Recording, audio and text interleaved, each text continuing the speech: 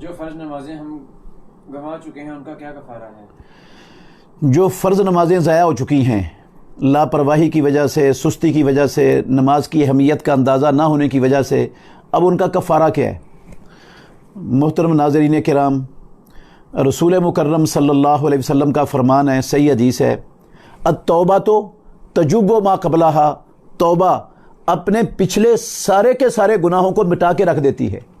یہ بالکل الفاظ وہی محمد الرسول اللہ صلی اللہ علیہ وسلم نے استعمال کیے ہیں جو الفاظ آپ صلی اللہ علیہ وسلم نے عمرو بن عاص رضی اللہ عنہ کو کہے تھے۔ جب عمرو بن عاص رضی اللہ عنہ مسلمان ہونے کے لیے آئے تو انہوں نے کہا اللہ کے نبی ہاتھ بڑھائیے، میں بیعت کرنا چاہتا ہوں۔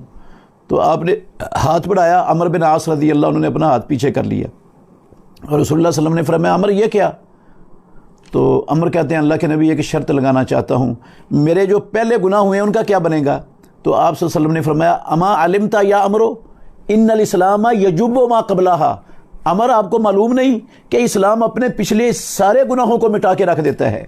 جس طرح اسلام لانے کے بعد بندہ 90 سال کی عمر میں اسلام لایا ہے تو ساری زندگی اس کی کفر میں گزر گئی ہے، وہ جتنا عرصہ اس کا کفر میں گزرا ہے سارے کے سارے، جو اس نے نمازیں نہیں پڑھیں، جو اس نے زکاتیں نہیں دیں، جو اس نے باقی نیک اعمال نہیں کیے، وہ سب کے سب اس اسلام لانے سے معاف ہو گئے۔ جو لفظ اسلام کے لیے محمد الرسول اللہ صلی اللہ علیہ وسلم نے استعمال کیا ہے وہی لفظ نمازوں کے لیے اس کے لیے استعمال کیا ہے، توبہ کے لیے۔ التوبہ تو تجب ما قبلہا، توبہ پچھلے سارے گناہوں کو مٹا دیتی ہے۔